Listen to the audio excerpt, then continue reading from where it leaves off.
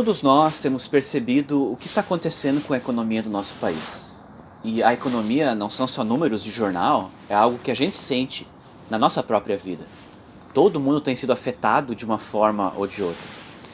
E nesse tempo em que muitos têm sentido a necessidade aumentar e os recursos diminuírem, eu gostaria de falar em especial com você, que está passando por necessidade, e pensar um pouco sobre a seguinte pergunta: se o nosso Deus promete suprir todas as nossas necessidades, então por que na sua vida parece estar faltando aquilo que você precisa para viver? A primeira coisa que eu gostaria de lembrar é que nosso Senhor Jesus ele possui completa autoridade sobre tudo. Ele disse em Mateus 28:18, toda autoridade me foi dada no céu e na terra. E isso significa que Jesus é o governante absoluto sobre esse mundo e sobre tudo que existe nele, inclusive sobre o seu emprego, e sobre quanto alimento você tem na geladeira, e sobre a peça do carro que estragou e você tem que consertar, e o tipo de roupas que você tem, e a situação na casa em que você mora. No momento que eu estou gravando esse vídeo, tem muitos pássaros cantando aqui, e inclusive pardais, e o Senhor Jesus disse o seguinte em Mateus 10:29, não se vendem 2 pardais por uma moedinha?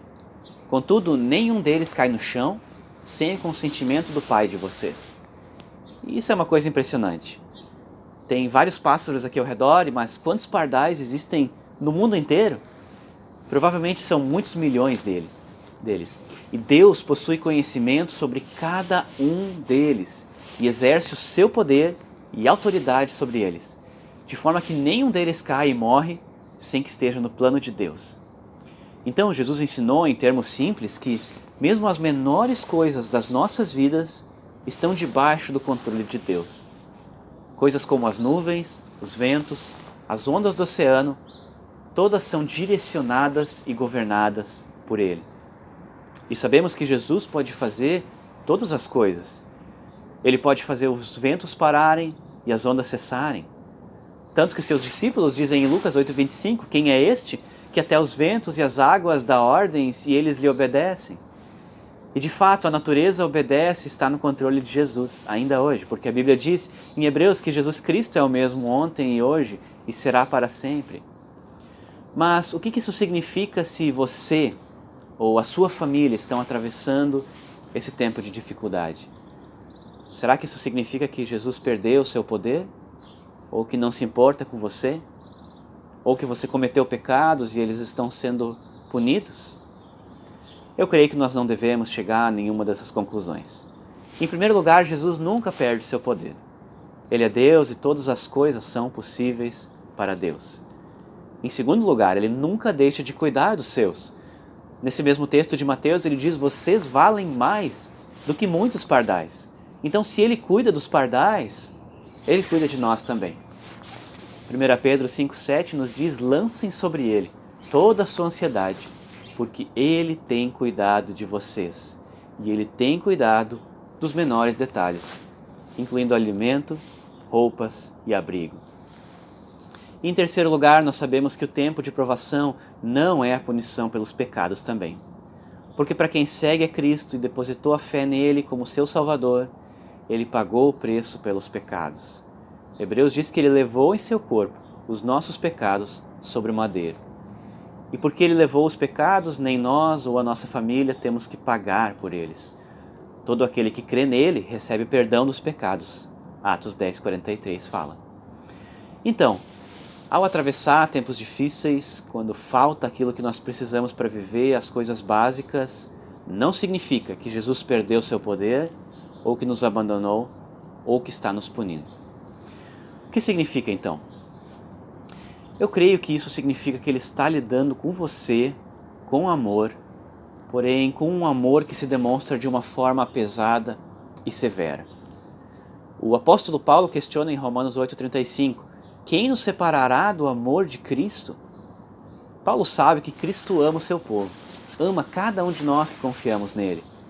Então ele pergunta, pode alguma coisa nos separar desse amor?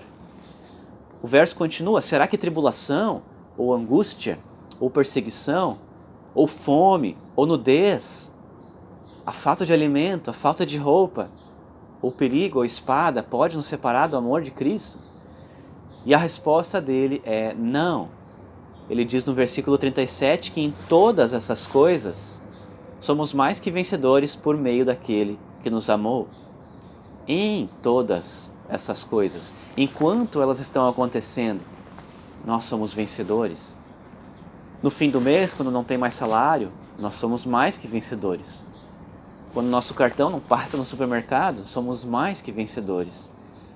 Mesmo quando nos faltam as coisas, Jesus nos ama. E falar isso pode parecer uma brincadeira cruel, né? Certamente a gente pode argumentar, isso não parece amor. E de fato, não parece amor. Mas existem ocasiões em que se atravessa dor e sofrimento por causa de algo melhor. Se você pensar no bom pastor que puxa a ovelha perdida de dentro do espinheiro em que ela se meteu, machucando ela nesse processo, mas para que ela possa ser livre. Ou então nas crianças que têm que tomar uma injeção dolorida para que possam ser imunizadas de doenças que seriam muito piores do que a dor de uma agulha. Ou então quando os pais disciplinam e corrigem os filhos quando eles erram. E eles fazem isso porque amam os seus filhos e querem que eles cresçam num caminho que leva à maturidade e alegria. Então, da mesma forma, esse é um amor que dói, um amor que machuca. Mas por que Jesus tem que fazer dessa forma? Por que tem que doer? Por que as coisas têm que faltar? E eu posso pensar na Bíblia em algumas razões. Por exemplo, a Escritura nos diz que Deus quer que nós o amemos mais do que amamos ao dinheiro, ou ao alimento, ou a qualquer outra coisa, mesmo a nossa própria família. Jesus diz, aquele que ama mais o seu pai ou a sua mãe do que a mim, não é digno de mim. Jesus quer que nós confiemos nele e o amemos e o desejemos mais do que aos nossos familiares, ao nosso alimento, às nossas roupas ou mesmo a nossa própria vida.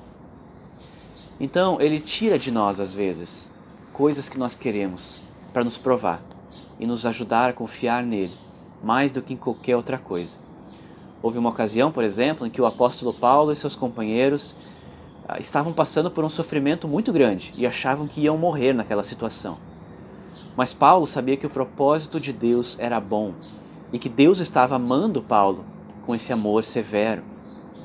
E ele diz em 2 Coríntios 1,9 que esse sofrimento foi para que não confiássemos em nós mesmos, mas em Deus, que ressuscita os mortos.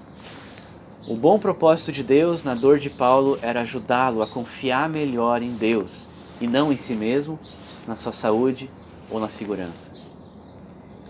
Outra razão pela qual nós podemos não ter o dinheiro, o alimento ou a roupa que precisamos é que Deus está nos capacitando a viver da maneira correta. Ele está nos ajudando a ser santos, ser justos, ser retos. A Bíblia diz em Hebreus 12:11, nenhuma disciplina parece ser motivo de alegria no momento, mas sim de tristeza. Mais tarde, porém, ela produz fruto de justiça e paz para todos aqueles que foram por ela exercitados. Então a nossa dor é como a dor do atleta, que está forçando a si mesmo para ir além do seu limite. Mais tarde, o seu treinamento vai ajudá-lo a vencer a corrida. Da mesma forma, a nossa fé está sendo exercitada e trará o seu fruto mais tarde, nos transformando. Jesus está sempre agindo em amor para conosco, mesmo quando nós atravessamos temporadas de sofrimento. Ele quer que nós confiemos nele e aprendamos a viver pelo que realmente importa. Alimento e dinheiro são importantes, sim, mas não são o mais importante dessa vida. E o que dizer então das promessas de Deus? Mateus 6,33, buscai primeiro o reino de Deus e sua justiça, e todas essas coisas lhe serão acrescentadas. Ou Filipenses 4,19, o meu Deus suprirá todas as necessidades de vocês. Nós sabemos que Deus é fiel, e isso significa que Ele sempre cumpre todas as suas promessas. Mas a promessa de suprir todas as necessidades não é o mesmo que suprir todas as nossas vontades, ou aquilo que pensamos ser as nossas necessidades. De novo, trazendo à mente as crianças pequenas, pense em quantas coisas um bom pai tem que negar para o seu filho. Ele tem que negar quando a criança quer brincar com uma faca ou com uma tomada, ou quando a criança quer comer doce antes da refeição. O bom pai sabe aquilo que é realmente bom para o filho, e a criança muitas vezes não compreende. E assim é com um Deus que sabemos ser sábio. Um Deus que conhece o que você precisa para se tornar o tipo de pessoa que Ele quer que você seja. E às vezes o que nós precisamos é do amor que fere, não apenas do amor que acaricia. Às vezes Ele retém coisas boas de nós porque Ele tem planos melhores. Ele força nossa fé, como um ramo que se dobra, quase ao ponto da ruptura. Mas o propósito dele não é quebrar o ramo, e sim torná-lo mais forte. Por isso eu queria te encorajar. Você que está passando por esse tempo de necessidade, Deus tem planos para você. Ele certamente quer te usar para a sua obra. Mas a obra muitas vezes é difícil, é perigosa e é custosa. E por isso talvez Ele esteja te preparando, te treinando para uma corrida longa e difícil. Houve uma ocasião em que um grupo de cristãos foi lançado na prisão por anunciar às pessoas sobre Jesus. E o próprio Jesus veio até eles, através da mensagem do apóstolo João, e os encorajou com uma promessa. Ele disse em Apocalipse 2:10, vocês sofrerão perseguição durante 10 dias, mas seja fiel até a morte e eu lhes darei a coroa da vida. Jesus não prometeu tirá-los da prisão, mas prometeu recompensar a fidelidade deles naquele momento com uma coroa da vida no céu. Eles iriam sim morrer por Jesus, o próprio Senhor disse isso. Naquele momento o alimento não tinha nenhum valor, nem dinheiro na conta no banco. O que eles precisavam naquele momento? Precisavam de fé. Seja fiel até a morte. Fé nas promessas de Deus, que Ele vai cuidar de nós. Mesmo que venhamos a morrer, Ele vai cuidar de nós. Mesmo que venhamos a passar necessidade, Ele vai cuidar de nós. Nós estamos seguros nele. Então esteja lembrando que Deus está te preparando para algo. Você está sendo provado, treinado e preparado. E ali adiante, nós vamos ver o que é que Deus vai fazer. Então fique firme e fique forte nas promessas do nosso Senhor Jesus. Um grande abraço.